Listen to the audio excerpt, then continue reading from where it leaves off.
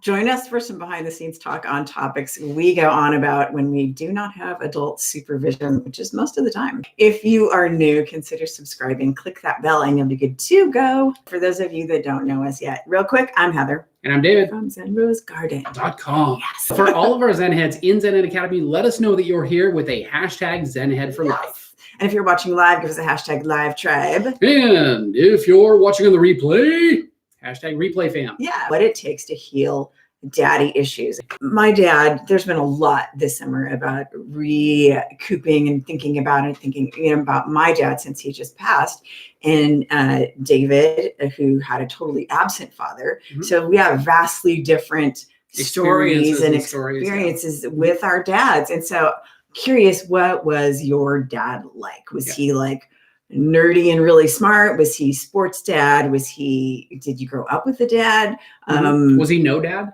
Yeah. So what was your dad like? Well, we got to talking about how daddy issues affect romantic relationships, and they can get really twisted or they can be really healthy. Yeah. So we're talking about how that shows up for people. Right. So as a man, how do you show up on a date? Okay. Were you taught how to date? Or did you have to make it up as you go along? So for me personally, I remember being a teenager and going on my first date, and I was like, I don't know what I was supposed to do. Right. So I lathered on all the cologne. Oh God. I mean, it was too young for me to shave my face then, but I got all dolled up and I smelled like a French whorehouse. French whorehouse. I did. And nobody was there to tell me, you smell like a French whorehouse. Dial it back a little bit, lose the tie. You don't have to be in a tux. Oh God, David wore a tie on his first date. I wore a tie. It wasn't a tux, but it was a tie. Yep. Oh, tie, button-up shirt. That's why I love him. See, I am a sucker for hot nerds, and I'll tell you why in a minute. I had no idea what to do, so I just made it up. I was like, okay, well, James Bond got all dressed up. Well, that's kind of hot. I mean, James Bond was growing up. I was like all about Sean Connery. I think we went to McDonald's. Okay, Thai, McDonald's. We got to talk. When we first met, I think he'd gotten a little bit past that, awkward show up like Steve Urkel to your date and take her to McDonald's, because that would not have worked for me. So we were dating long distance, and he knew I loved Marvin Gaye. And he was because working.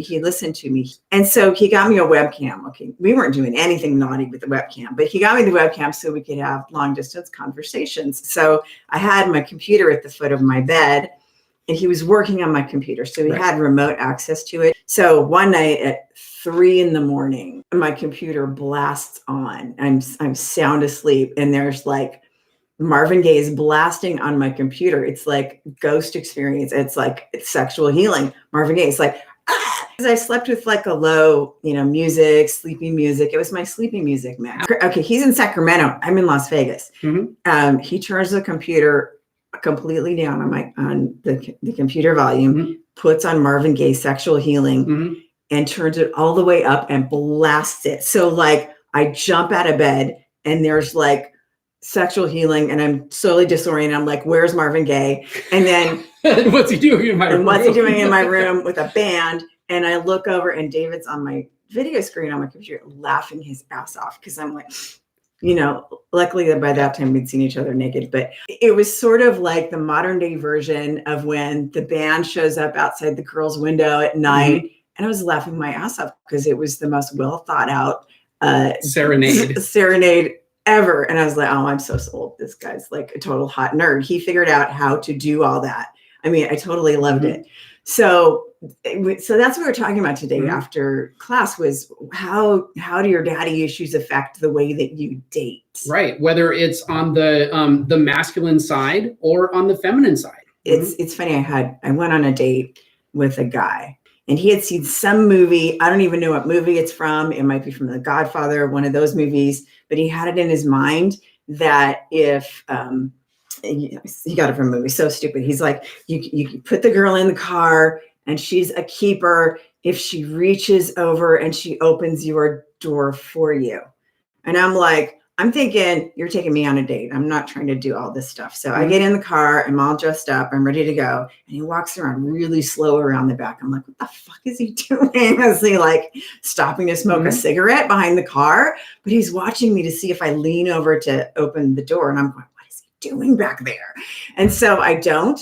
And he gets really pissy about it. We had a decent date, but he told me about it, that it irritated him. It irritated him all night that like, You're failed, not a keeper. You failed the test. I failed a test. Well, it didn't stop him from going out with me again. And it like a week later, I actually ended up borrowing his car because mine had a flat tire. He's like, go ahead and borrow mine for the day. So as a thank you, I filled up his glove box with his favorite Jolly Ranchers so that when he opened it, it would just like all fall out. I'm like, there, I got my revenge by being nice. See, I'm going to be nice in the way I want to be nice. So, but I think that's pretty cool. If you got a woman who listens to what you like.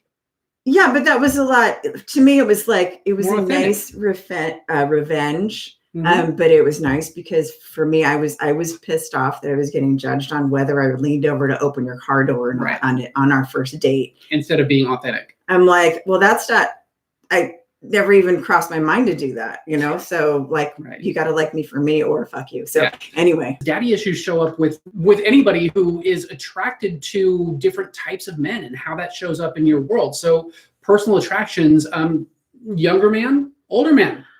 Great. Like, I want to ask you guys, are you typically attracted to an older man, like the silver fox kind of person, or a younger man? For me, I have a hard time telling ages sometimes. So it's just, for me, it's kind of like, are you an asshole or not? So when I got my divorce, I'm attracted to your lack of asshole. I'm attracted to your lack of assholeness. When I divorced, and after 18-year marriage, 20-year relationship, and started dating again, I was 41.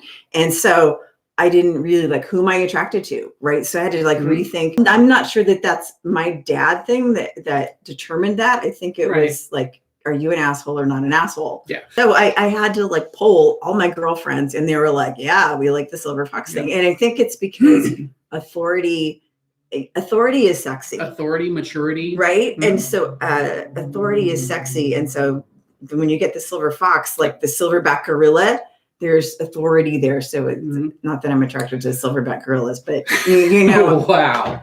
I like what Gail says, because when I was 18, whatever, 18, 19, I was dating guys that were like a little bit more in their 20s, because it seemed like the men my age were super immature. You're right. And then on the flip side, after my divorce, it seemed like the guys my age were just so stuck. The daddy issue tends to show up when issues are left over from your relationship with your father. With your father? With your father. When your relationship with your father? When those issues are... What's your relationship with your father? Where are you smirking? When and you see, here's what I think my type is. I think my type is the seasoned silver fox that acts like a child. I think that's probably my type. Boom, there you go. So when these issues are now blocking your ability to be in a free, open, intimate relationship with another person. Okay. And so we're saying, you know, I think we're attracted to a romantic partner. This is kind of our conclusion this afternoon, is that we're attracted to a romantic partner because of one of two things. Right. One is healthy and one is not healthy.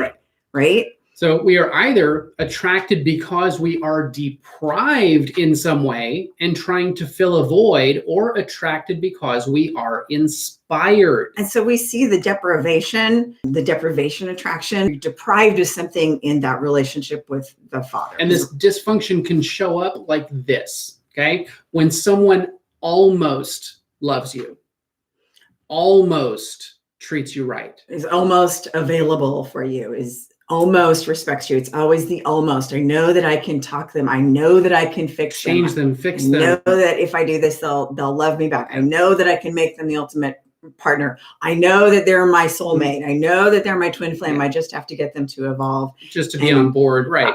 We're trying to close a loop. You can feel it right there within your reach, within your grasp, but 99% of the time, you just can't get there. Yeah, and then the other is that attraction of someone that inspires you, and this is the path to true peace and happiness and relationship bliss. Is if right off the bat, is that person inspiring you to be the best you. Yeah. So this is a partner who inspires you to be your real self, lets you know that it is comfortable and safe for you to be you. And that's what a healthy dad should do or should have done. Have you guys been in the deprivation relationship? Deprived relationship or inspired relationship? Well, I think, I've been in both. I've been in both. Yeah. We've all been in the deprived relationship when we know our partner can get there and we're just waiting and waiting and waiting and trying to get them there. And on the flip side, being without the father figure myself to show me how to show up, I've been the person who has deprived somebody because of my wants and needs not being met. But I've also evolved into being the inspired person because I see that that's what I want in a relationship myself. I was thinking about my dad. Okay. So who was my best friend. Love him. He's dark. He's, Latin looking. Growing up physically, I was never attracted to Latin men, I'm like, I don't date my own kind. They're too volatile. So not my dad wasn't volatile. My dad was a very gentle, loving father, but like physically, that wasn't my type. I was physically attracted to the white guys, obviously. So, and they say opposite is kind of attract. And so I was thinking, was I attracted to someone who was like my dad? It was that David, I'm like, how is David like my dad? David very much has a mind like my dad did.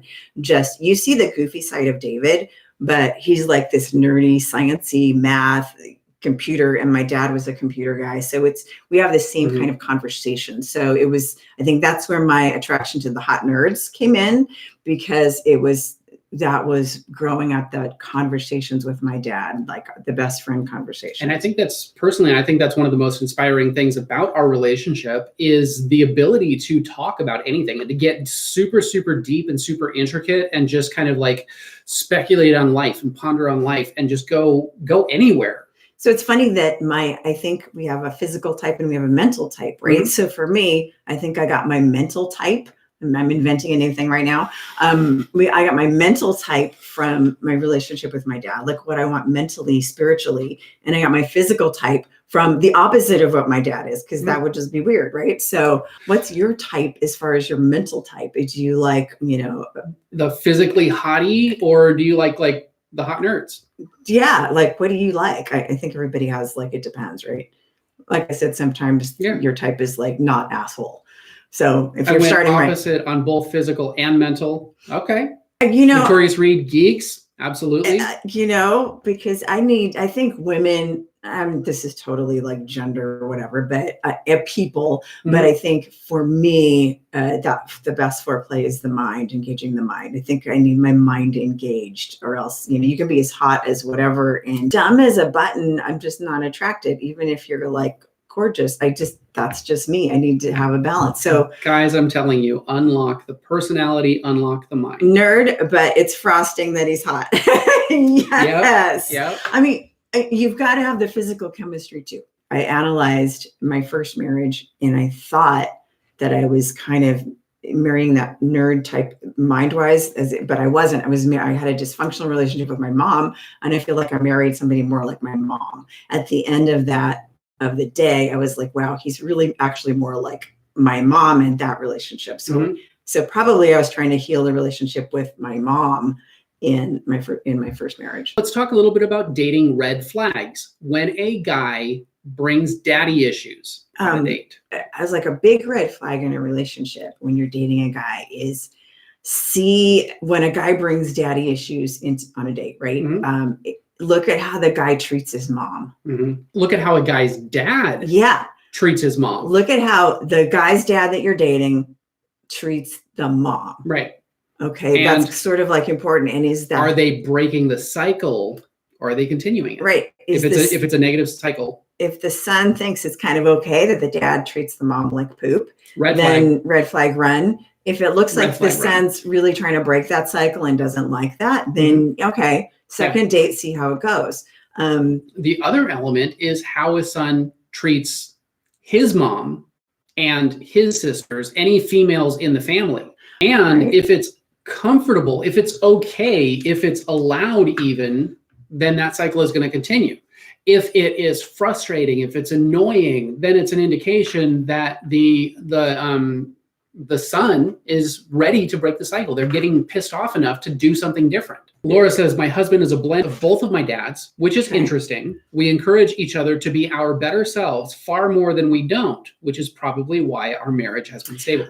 That is Absolutely. so interesting. Well, we like to say, take the 80-20 rule. If your marriage is 80% good or your relationship and 20% you got challenged, you got somewhere to go. If it's the flip, then 80% work, 20% good. The ship might be sinking, but it's interesting. No, the ship is already sinking. Where is the fun in total perfection? There is no fun in total perfection. It's deadline. It's deadline, boring. Flatline. If you like this video, guys, hit the like button. And if you have any insider stuff you're curious about, want to know about, let us know in the comments. We do love to hear from you. And to tell you all of our personal stories, as well as to hear your stories. For more live hangouts, behind the scenes secrets, and mind hacking pro tips, be sure to subscribe and click the bell to turn notifications on so you're the first to know when we drop a new video or go live. And we know that time is a valuable and precious resource, and the fact that you guys are choosing to spend that with us, but most importantly, choosing to spend that for yourselves, leveling up your skills, leveling up your life. We absolutely honor and appreciate that. Thank you guys for watching, and we'll see you in the next video.